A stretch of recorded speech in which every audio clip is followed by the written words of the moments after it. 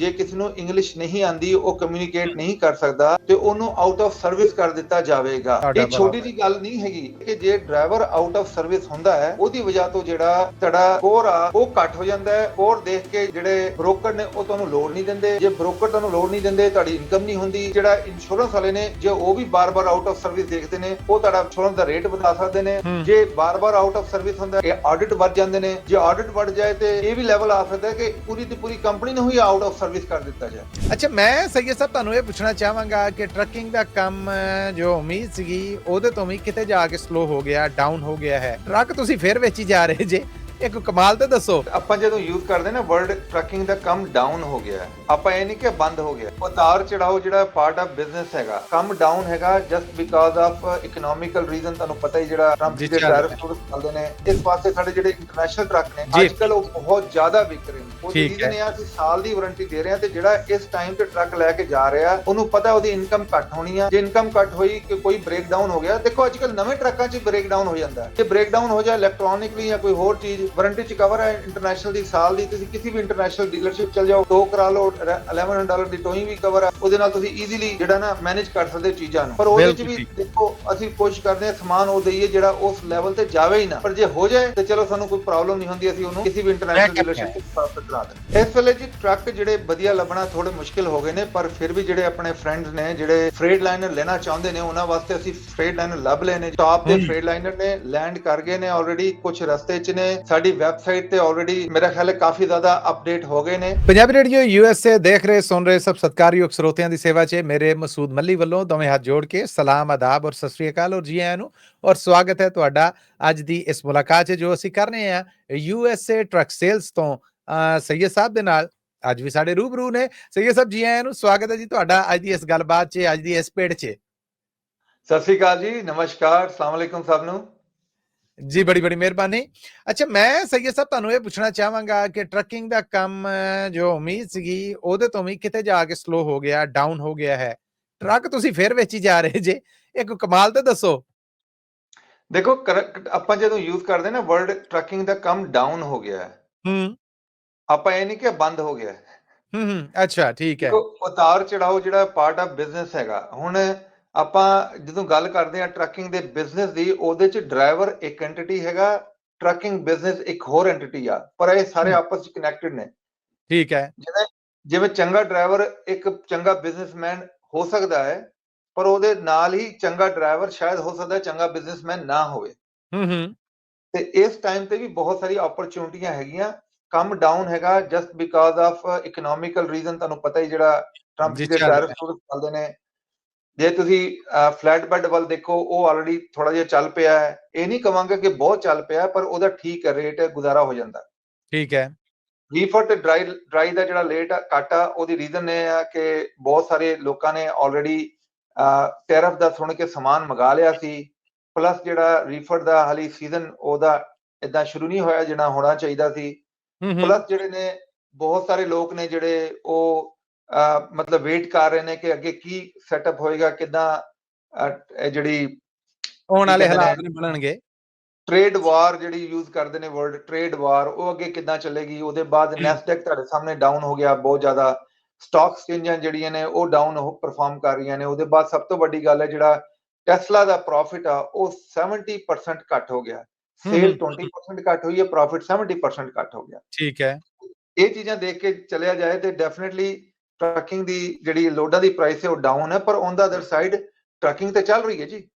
ਠੀਕ ਹੈ। ਹੁਣ ਜਿਹਨੂੰ ਟਰੱਕ ਚਾਹੀਦਾ ਹੈ ਜਾਂ ਜਿਹੜਾ ਟਰੱਕ ਪੁਰਾਣਾ ਖਰਾਬ ਹੋ ਗਿਆ ਹੈ, ਨਵੇਂ ਲੋਕ ਆ ਰਹੇ ਨੇ, ਉਹਨਾਂ ਨੇ ਟਰੱਕ ਪਾਣਾ ਉਹ ਕਰਕੇ ਫਿਰ ਉਹਨਾਂ ਨੇ ਡੈਫੀਨਿਟਲੀ ਉਹਨਾਂ ਨੇ ਜਿਵੇਂ ਅੱਜ ਕੱਲ ਸ਼ਾਰਟੇਜ ਹੈਗੀ ਟਰੱਕਾਂ ਦੀ, ਵਧੀਆ ਟਰੱਕਾਂ ਦੀ, ਉਹਨਾਂ ਨੇ ਸ਼ਾਪ ਅਰਾਊਂਡ ਵੀ ਕਰਨਾ। ਅਸੀਂ ਥੋੜਾ ਜਿਹਾ ਮਿਹਨਤ ਜ਼ਿਆਦਾ ਕਰਦੇ ਹਾਂ, ਅਸੀਂ ਸਮਾਨ ਲੈ ਕੇ ਆਈਦਾ। ਜਿਹੜੇ ਵੱਡੇ ਫਲੀਟ ਨੇ ਜਿਨ੍ਹਾਂ ਦਾ ਮਤਲਬ ਪਿੱਛੇ ਮੇਨਟੇਨੈਂਸ ਟਾਈਮ ਨਾਲ ਹੋਈ ਹੋਏ, ਉਹਦੇ ਬਾਅਦ ਅਸੀਂ ਮੇਕ ਸ਼ੋਰ ਕਰਦੇ ਹਾਂ ਐਨੂਅਲ ਇਨਸਪੈਕਸ਼ਨ ਕਰੀਏ, 43 ਪੁਆਇੰਟ ਇਨਸਪੈਕਸ਼ਨ ਕਰੀਏ। ਈਵਨ ਟਰਾਂਸਮਿਸ਼ਨ ਡਿਫਰੈਂਸ਼ੀਅਲ ਦਾ ਆਇਲ ਵੀ ਅਸੀਂ ਚੈੱਕ ਕਰਦੇ ਹਾਂ, ਲੈਵਲ ਚੈੱਕ ਕਰਦੇ ਹਾਂ, ਮੇਕ ਸ਼ੋਰ ਕਰਦੇ ਹਾਂ ਅਸੀਂ ਵਧੀਆ ਲੋਕਾਂ ਨੂੰ ਟਰੱਕ ਦੀ ਇਹ ਵਾਰੰਟੀ ਨਾਲ ਹੋਣ, ਨਹੀਂ ਤੇ ਨਾਲ ਵਾਰੰਟੀ ਲਾ ਕੇ ਦੇਖਦੇ ਹਾਂ। ਜਿਹੜੇ ਆਪਣੇ ਰੀਟੇਲ ਦੇ ਟਰੱਕ ਨੇ, ਮੈਂ ਡੇ ਕੈਬ ਦੀ ਗੱਲ ਨਹੀਂ ਕਰਦਾ, ਡੇ ਕੈਬ ਜਿਹੜੇ ਨੇ ਉਹ ਤੇ ਅਸੀਂ ਐਜ਼ ਇਜ਼ ਵੇਚ ਰਹੇ ਹਾਂ, ਪਰ ਜਿਹੜੇ ਰੀਟੇਲ ਦੇ ਟਰੱਕ ਉਹਦੀ ਗੱਲ ਕਰ ਰਹੇ ਹਾਂ, ਨਾਲ ਅਸੀਂ ਕਾਰਬ ਕਰਕੇ ਦਿੰਦੇ ਹਾਂ।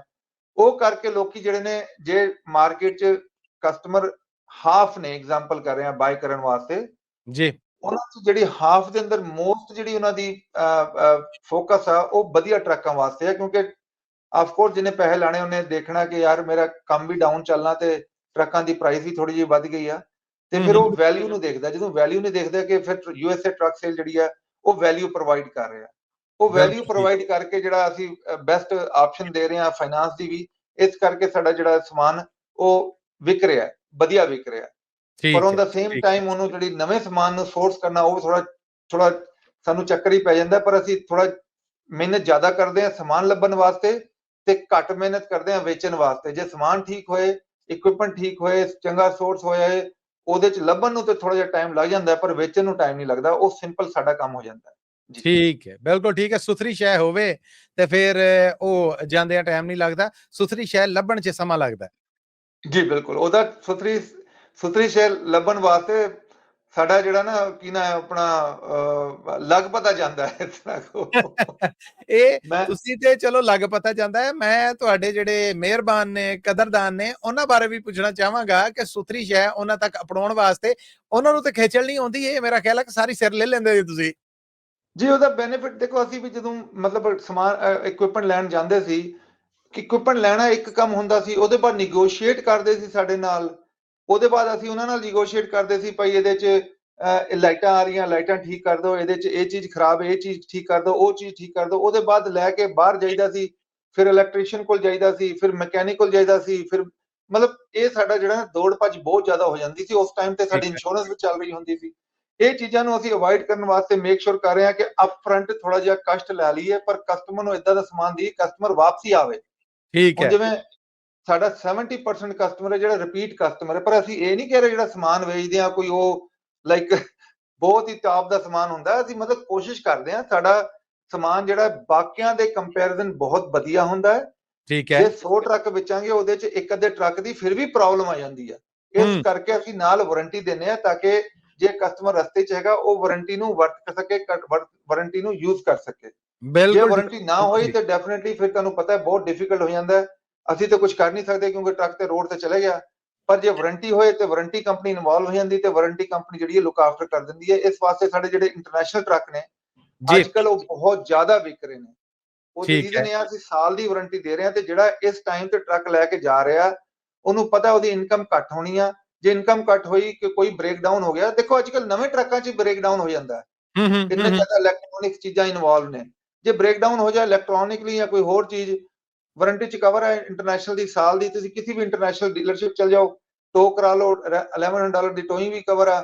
ਉਹਦੇ ਨਾਲ ਤੁਸੀਂ ਈਜ਼ੀਲੀ ਜਿਹੜਾ ਨਾ ਮੈਨੇਜ ਕਰ ਸਕਦੇ ਹੋ ਚੀਜ਼ਾਂ ਨੂੰ। ਪਰ ਉਹਦੇ 'ਚ ਬਿਲਕੁਲ ਵੀ ਠੀਕ ਦੇਖੋ ਅਸੀਂ ਕੋਸ਼ਿਸ਼ ਕਰਦੇ ਹਾਂ ਸਮਾਨ ਉਹ ਦਈਏ ਜਿਹੜਾ ਉਸ ਲੈਵਲ ਤੇ ਜਾਵੇ ਹੀ ਨਾ। ਪਰ ਜੇ ਹੋ ਜਾਏ ਤੇ ਚਲੋ ਸਾਨੂੰ ਕੋਈ ਪ੍ਰੋਬਲਮ ਨਹੀਂ ਹੁੰਦੀ, ਅਸੀਂ ਉਹਨੂੰ ਕਿਸੇ ਵੀ ਇੰਟਰਨੈਸ਼ਨਲ ਬੈਕਅਪ ਹੈ। ਡੀਲਰਸ਼ਿਪ ਤੋਂ ਪ੍ਰਾਪਤ ਕਰਾ ਦਿੰਦੇ ਹਾਂ ਜੀ। ਡਨ ਡਨ ਬਿਲਕੁਲ ਠੀਕ ਹੈ। ਅੱਛਾ ਮੈਂ ਸਗੀ ਸਾਹਿਬ ਇਹ ਪੁੱਛਣਾ ਚਾਹਾਂਗਾ ਕਿ ਜਿਹੜੀ ਸਟੇਟ ਆਫ ਆਰਕਨਸਾ ਹੈ ਉਹਦੇ 'ਚ ਇੰਗਲਿਸ਼ ਲੈਂਗੁਏਜ ਪ੍ਰੋਫੀਸ਼ੈਂਸੀ ਹੈ ਜਿਹੜੀ, ਉਹਦੇ ਤੋਂ ਬਾਅਦ ਹੁਣ ਅੱਗੇ ਕੀ ਹੋਣ ਜਾ ਰਿਹਾ ਆ ਔਰ ਅਗਲਾ ਲੈਵਲ ਕੀ ਹੈ ਆ? ਪੈਰੋਂ ਤਾਂ ਸਾਨੂੰ ਡਰਾ ਕੇ ਵਾਵਾ ਕੱਢ ਦਿੱਤਾ, ਅਗਲੀ ਗੱਲ ਵੀ ਦੱਸੋ। ਇਹਦੇ 'ਚ ਦੇਖੋ ਤੁਸੀਂ ਬਿਲਕੁਲ ਠੀਕ ਕਹਿ ਰਹੇ ਹੋ। ਮੈਂ ਵੀ ਕਮੈਂਟ ਦੇਖਦਾ ਸੀ, ਲੋਕੀ ਨੇ ਇਹ ਕਿਹਾ ਕਿ ਭਈ ਹੁਣ ਆਲਰੇਡੀ ਇਸ ਲੈਵਲ ਤੇ ਗੱਲ ਆ ਗਈ ਆ, ਅਗਲਾ ਲੈਵਲ ਕੀ ਆ? ਤੇ ਅਗਲਾ ਲੈਵਲ ਜੀ ਦੇਖੋ ਪਹਿਲੀ ਗੱਲ ਇਹ ਕਿ ਇਹ ਜਿਹੜੀ ਚੀਜ਼ਾਂ ਨੇ ਇਹ ਗਵਰਨਮੈਂਟ ਦੀ ਚੀਜ਼ਾਂ ਨੇ, ਅਸੀਂ ਇਹਨਾਂ ਨਾਲ ਕੰਪਰੋਮਾਈਜ਼ ਕਰਨਾ ਤੇ ਇਹਨੂੰ ਲਰਨ ਕਰਨਾ ਤੇ ਇਹਦੇ ਨਾਲ ਤੁਰਨਾ ਹੈ। ਇਹਦੇ ਠੀਕ ਵੱਖਰੇ ਹੈ ਨਹੀਂ ਹੋ ਸਕਦੇ ਕਿਉਂਕਿ ਉਹਨਾਂ ਨੇ ਬਹੁਤ ਰਿਸਰਚ ਕੀਤੀ ਤੇ ਉਹਨਾਂ ਨੇ ਦੇਖਿਆ ਕਿ ਇਹ ਚੀਜ਼ਾਂ ਜਿਹੜੀਆਂ ਬਹੁਤ ਜ਼ਰੂਰੀ ਹੈਗੀਆਂ। ਮੈਂ ਤੁਹਾਨੂੰ ਹੁਣ ਇਹਦਾ ਅਗਲਾ ਲੈਵਲ ਦੱਸਦਾ ਜਿਹੜਾ ਜੀ ਵਾਇਓਮਿੰਗ ਦੇ ਜਿਹੜੇ ਆਪਣਾ ਵਾਇਓਮਿੰਗ ਦੀ ਜਿਹੜੀ ਹੈਗੀ ਲੇਡੀ, ਉਹਨਾਂ ਦਾ ਨਾਮ ਹੈ ਹਰਾਈਟ ਹੈਂਗਮੈਨ। ਉਹਨਾਂ ਓਕੇ ਨੇ ਸੈਕਟਰੀ ਜਿਹੜੇ ਸੈਕਟਰੀ ਨੇ ਆਪਣੇ ਟਰਾਂਸਪੋਰਟੇਸ਼ਨ ਦੇ, ਸ਼ਾਨ ਡਫੀ, ਉਹਨਾਂ ਨੂੰ ਇੱਕ ਲੈਟਰ ਭੇਜਿਆ ਹੈ DOT ਦੇ ਵਾਸਤੇ ਕਿ ਜਿਹੜਾ DOT ਦੀ 2015 ਵਿੱਚ ELP ਮੈਨੀਡੇਟ ਨੂੰ ਡ੍ਰੌਪ ਕੀਤਾ ਗਿਆ ਸੀ ਕਿ ਜਿਹੜਾ ਇੰਗਲਿਸ਼ ਲੈਂਗੁਏਜ ਪ੍ਰੋਫੀਸ਼ੀਐਂਸੀ ਨੂੰ ਡ੍ਰੌਪ ਕੀਤਾ ਗਿਆ ਸੀ। ਜੀ ਜੀ ਉਹ ਪਹਿਲਾਂ ਇਹ ਪਾਰਟ ਆਫ ਦਾ ਜਿਹੜਾ ਨਾ ਪ੍ਰੋਸੈਸ ਸੀਗਾ ਜਿਹਨੂੰ ਅਸੀਂ ਕਹਿੰਦੇ ਨੇ ਕਿ out of service. Out of ਠੀਕ ਹੈ ਸਰਵਿਸ ਪਾਰਟ ਆਫ ਪ੍ਰੋਸੈਸ ਸੀਗਾ, ਉਹ 2016 ਚ ਡ੍ਰੌਪ ਕਰ ਦਿੱਤਾ ਗਿਆ ਸੀ। ਪਰ ਹੁਣ ਉਹ ਚਾਹੁੰਦੇ ਨੇ ਸੈਨੇਟ ਵਾਲੇ ਜਿਹੜੇ ਹੈਰਿਟ ਹੈਂਗਮੈਨ ਨੇ, ਉਹ ਚਾਹੁੰਦੇ ਨੇ ਕਿ ਉਹਨੂੰ part of the DOT process ਕੀਤਾ ਜਾਏ ਕਿ ਜੇ ELP ਮਤਲਬ ਜੇ ਕਿਸੇ ਨੂੰ ਇੰਗਲਿਸ਼ ਨਹੀਂ ਆਂਦੀ, ਉਹ ਕਮਿਊਨੀਕੇਟ ਨਹੀਂ ਕਰ ਸਕਦਾ, ਤੇ ਉਹਨੂੰ ਆਊਟ ਆਫ ਸਰਵਿਸ ਕਰ ਦਿੱਤਾ ਜਾਵੇਗਾ। ਤੁਹਾਡਾ ਇਹ ਭਲਾ ਛੋਟੀ ਜਿਹੀ ਗੱਲ ਨਹੀਂ ਹੈਗੀ। ਇਹਨੂੰ ਆਪਾਂ ਜੇ ਖੁੱਲ ਕੇ ਦੇਖੀਏ ਕਿ ਜੇ ਡਰਾਈਵਰ ਆਊਟ ਆਫ ਸਰਵਿਸ ਹੁੰਦਾ ਹੈ, ਇੱਕ ਵਾਰੀ ਹੁੰਦਾ ਹੈ, 2 ਵਾਰੀ ਹੁੰਦਾ ਹੈ, ਉਹਦੀ ਵਜ੍ਹਾ ਤੋਂ ਜਿਹੜਾ ਤੁਹਾਡਾ ਸਕੋਰ ਆ ਉਹ ਘੱਟ ਹੋ ਜਾਂਦਾ ਹੈ। ਸਕੋਰ ਦੇਖ ਕੇ ਜਿਹੜੇ ਬ੍ਰੋਕਰ ਨੇ ਉਹ ਤੁਹਾਨੂੰ ਲੋਡ ਨਹੀਂ ਦਿੰਦੇ। ਜੇ ਬ੍ਰੋਕਰ ਤੁਹਾਨੂੰ ਲੋਡ ਨਹੀਂ ਦਿੰਦੇ, ਤੁਹਾਡੀ ਇਨਕਮ ਨਹੀਂ ਹੁੰਦੀ। ਦੂਸਰੀ ਚੀਜ਼, ਜਿਹੜਾ ਇੰਸ਼ੋਰੈਂਸ ਵਾਲੇ ਨੇ, ਜੇ ਉਹ ਵੀ ਬਾਰ-ਬਾਰ ਆਊਟ ਆਫ ਸਰਵਿਸ ਦੇਖਦੇ ਨੇ, ਉਹ ਤੁਹਾਡਾ ਇੰਸ਼ੋਰੈਂਸ ਦਾ ਰੇਟ ਵਧਾ ਸਕਦੇ ਨੇ।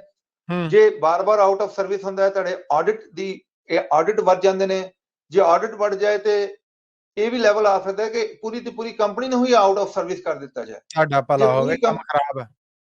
ਜੇ ਪੂਰੀ ਕੰਪਨੀ ਆਊਟ ਆਫ ਸਰਵਿਸ ਹੋ ਜਾਏ ਤੇ FMCSA ਫਿਰ ਪੂਰਾ ਪ੍ਰੋਸੈਸ ਕਰਦਾ ਹੈ, ਕਰੈਕਟਿਵ ਪਲਾਨ ਇਸ਼ੂ ਕਰਦਾ ਹੈ ਕਿ ਜੇ ਤੁਸੀਂ ਵਾਪਸੀ ਕੰਪਨੀ ਨੂੰ ਲੈ ਕੇ ਆਣਾ ਹੋਏ ਤਾਂ ਉਹਦਾ ਕੀ ਪ੍ਰੋਸੈਸ ਹੁੰਦਾ ਹੈ। ਮਤਲਬ ਗੱਲਬਾਤ ਜਿਹੜੀ ਆ ਸ਼ੁਰੂ ਹੁੰਦੀ ਹੈ ਇੰਗਲਿਸ਼ ਬੋਲਣ ਤੋਂ ਤੇ ਜਾਂਦੀ ਹੈ ਪੂਰੀ ਕੰਪਨੀ ਦੇ, ਮਤਲਬ ਪੂਰੀ ਕੰਪਨੀ ਦੇ ਬੰਦ ਹੋਣ ਤੇ ਚਲ ਜਾਂਦੀ ਆ, ਆਊਟ ਆਫ ਹਾਏ ਸਰਵਿਸ ਹੋਣ ਤੇ।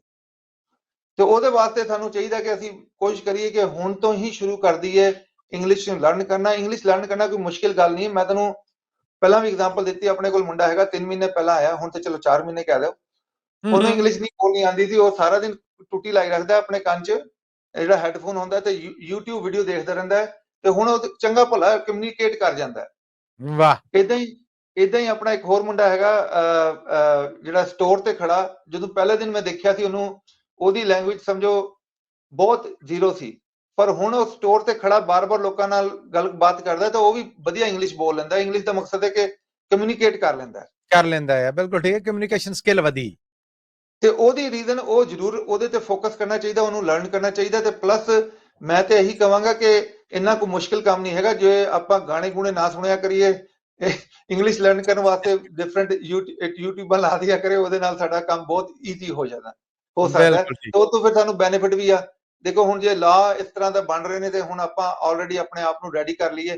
ਹੁਣ ਤੇ ਚਲੋ ਆਪਾਂ ਗੱਲਬਾਤ ਕਰਦੇ ਹਾਂ, ਇੱਕ ਸਟੇਟ ਨੂੰ ਆਪਾਂ ਅਵੋਇਡ ਕਰ ਲਾਂਗੇ, ਪਰ ਇੱਕ ਸਟੇਟ ਅਵੋਇਡ ਕਰਕੇ ਇਹ ਨਾ ਹੋਏ ਨਾ ਕਿ ਦੂਜੀ ਤੀਜੀ ਚੌਥੀ ਸਟੇਟ ਫਿਰ ਜੇ DOT ਮੈਂਡੇਟ ਬਣ ਗਿਆ ਤੇ ਫਿਰ ਆਪਾਂ ਨੂੰ ਇਹ ਚੀਜ਼ ਕਰਨੀ ਪੈਣੀ। ਤਾਂ ਹੁਣ ਤੋਂ ਸ਼ੁਰੂ ਕਰਾਂਗੇ ਤੇ ਰੈਡੀ ਹੋਵਾਂਗੇ ਬਾਅਦ ਵਾਸਤੇ। ਨਤੀਜੇ ਤੇ ਪੜ ਸਕਾਂਗੇ। ਬਿਲਕੁਲ ਠੀਕ ਹੈ।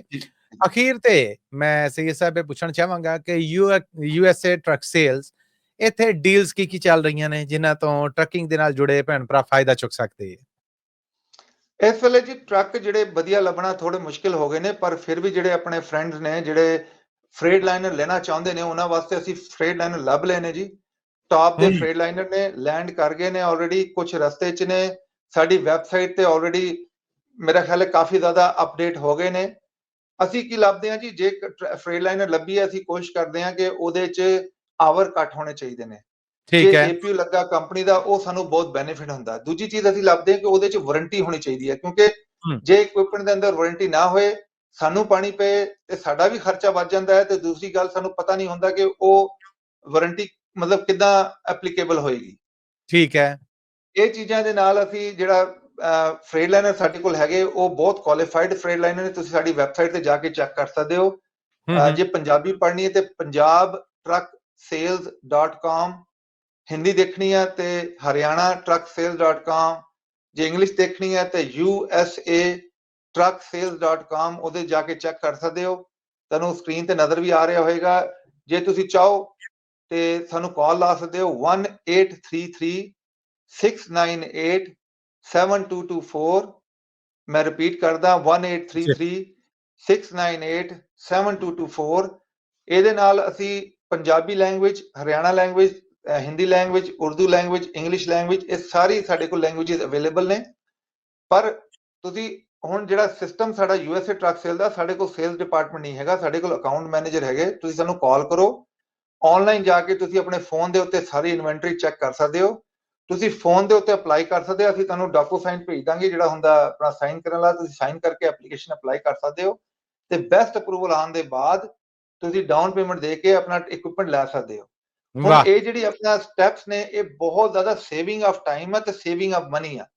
ਜਿਵੇਂ ਬਾਕੀ ਡੀਲਰਸ਼ਿਪਾਂ ਤੇ ਅਸੀਂ ਹੁਣ ਵੀ ਦੇਖ ਰਹੇ ਹਾਂ ਕਿ ਪਹਿਲਾਂ ਇੱਕ ਵਾਰੀ ਤੁਸੀਂ ਟਰੱਕ ਦੇਖਣ ਜਾਓ, ਫਿਰ ਉਹਨੂੰ ਡਾਊਨ ਪੇਮੈਂਟ ਦਿਓ, ਫਿਰ ਉਹਨਾਂ 'ਚ ਜਿਹੜੀ ਚੀਜ਼ਾਂ ਮਤਲਬ ਤੁਸੀਂ ਉਹਦੇ 'ਚ ਲਾਈਟਾਂ ਲੂਟਾਂ ਆ ਰਹੀਆਂ, ਉਹਨੂੰ ਠੀਕ ਕਰਾਓ।